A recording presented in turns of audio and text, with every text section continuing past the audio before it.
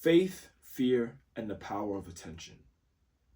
Today is day 9 of continually on this path of self-mastery, self-development. And the more that this path is walked, the more that I realize that this life that I live, it cannot be separate from God. As a matter of fact, every step towards self-mastery just means that I'm aligning myself more with the will of God. And that's the only thing that matters to me. So today, this morning, I wake up and I'm doing my devotional, and the thought that comes to mind is faith and fear.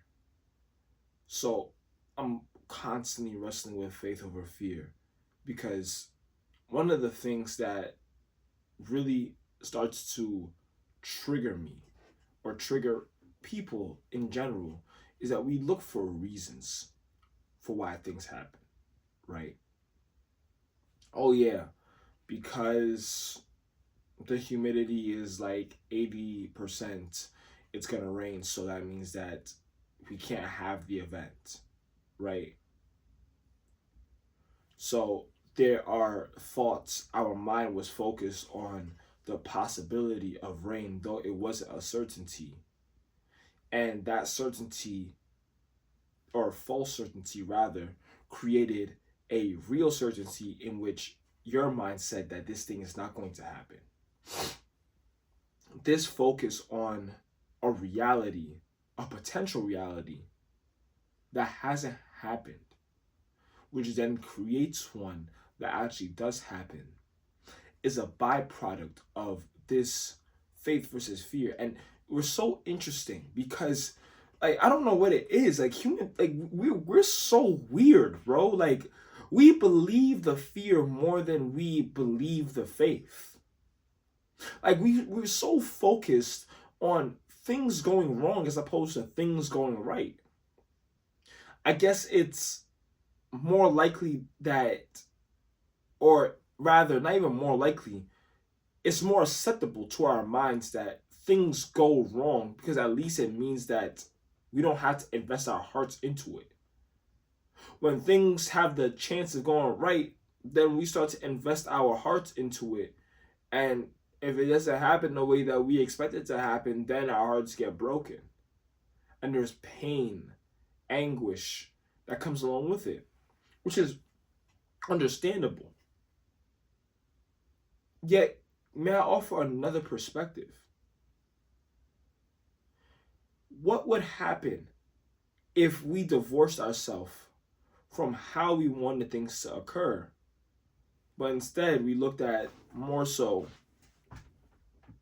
the possibility of something good happening, irregardless of how we wanted it to happen? Now, I'm going to set up for this one because I'm speaking directly to myself. And this is something that's been told to me so many times. I went through training. I went through leadership. I went through all types of things. I've lived in the church, yet the idea of faith always seemed like a bunch of hoot nanny, because I was like, what? But faith and fear, these are two sides of the same coin. Yet the reality is that we get to choose what we focus on. Now, it's not to say that, oh, well, if you have faith that this thing won't happen, that means that thing won't happen. That's not what it's about. We have to look deeper to the deepest ends of what the outcome truly is, and carry in our hearts and know that all things work together for good for those that love the Lord.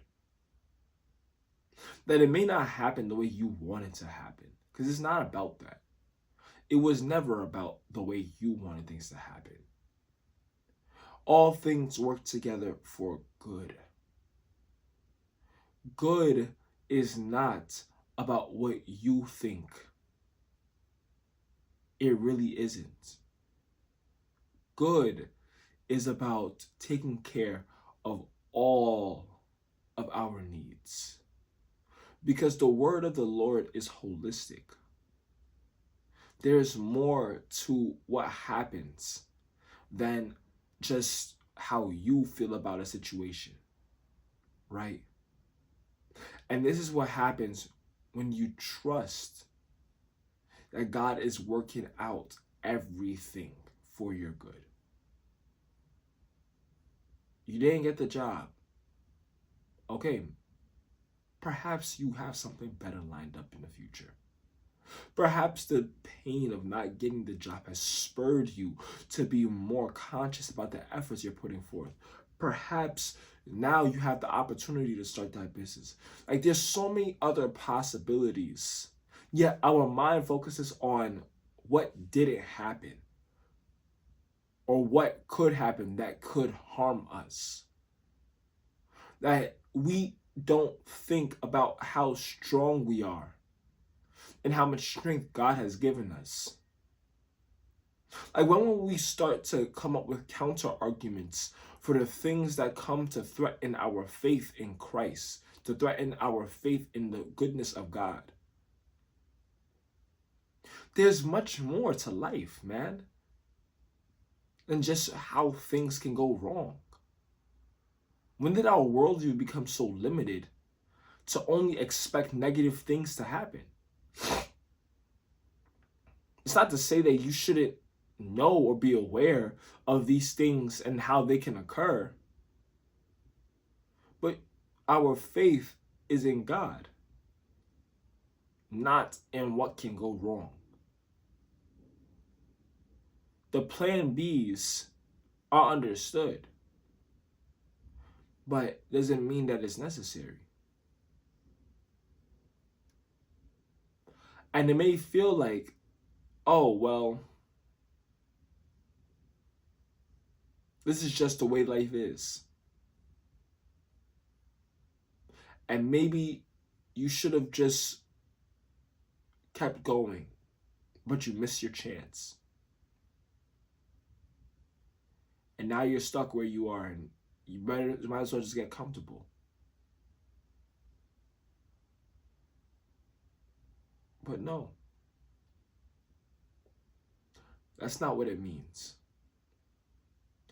It doesn't mean that you should get comfortable and stay where you are. What are you focusing on? What are you looking at?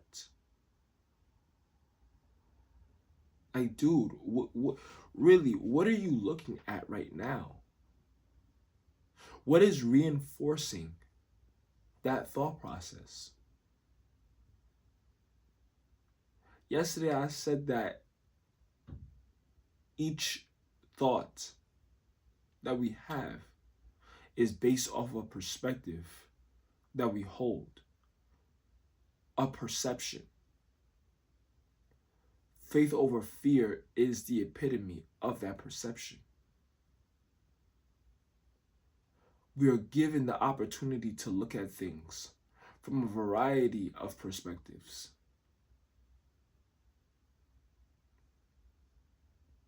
Which one are you choosing? Your life is worth more. Your life is worth so much more. Sometimes we see all the things that go wrong, but we never really take a second to notice all the benefits, all the things that are going right. Even in your current situation, if you can see me, you're alive. Let's take things back down to the basics. If you can see me, if you can hear me, that means your ears are working. That you have breath, you can breathe.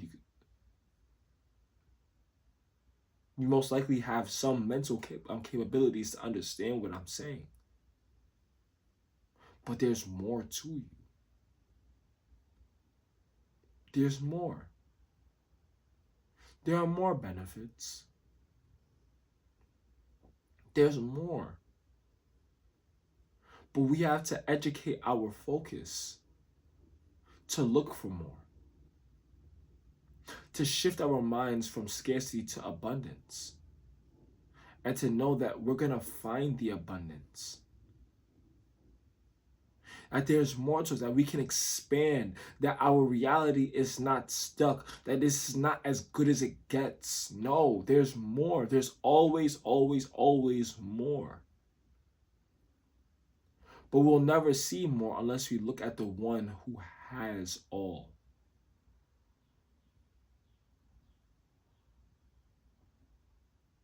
We have to see more. Because there is.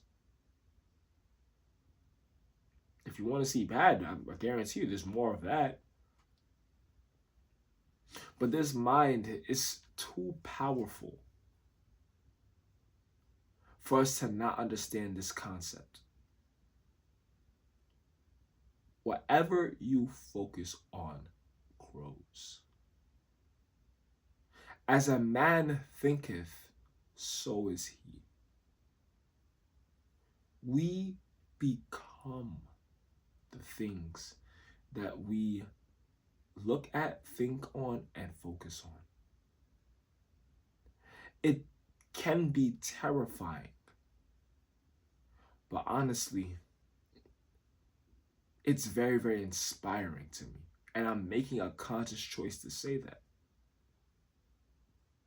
Because that means that I could look at my current situation and not be satisfied, yet know that so long as I continually hold in my mind this one ideal of a version of me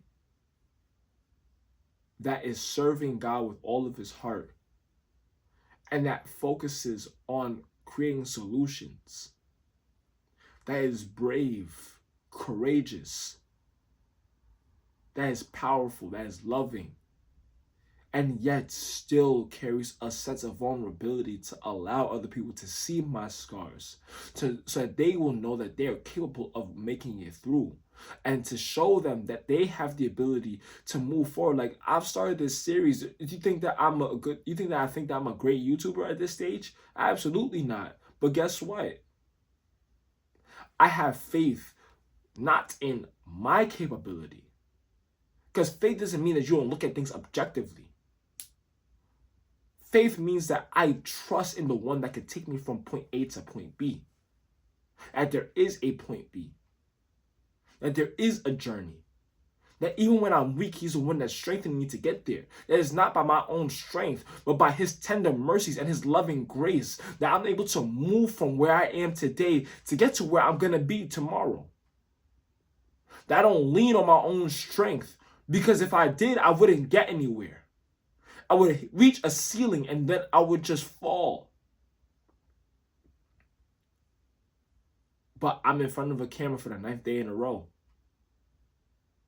And I'll tell you right now, this is the longest amount of time that I've spent continually recording this journey, and I'm getting deeper and deeper. Tomorrow has its own troubles. Think on today. And when you think on today, what's going to happen is that everything you focus on, one step at a time, just keep your eyes on the one who gives that faith. My Jesus died and rose again. I think that's all the information I need to know. If I just keep convincing myself of this truth and just keep on focusing on it, I don't think there's anything that'll be impossible. My question to you is, where could you improve your faith? Where could you trust in the power of God in your life? Because I don't even care about what you're doing right now. I'm sure that it's great, but I know you can do more. So do it. And trust that the one who offers all things is working out things together for your good. God bless you.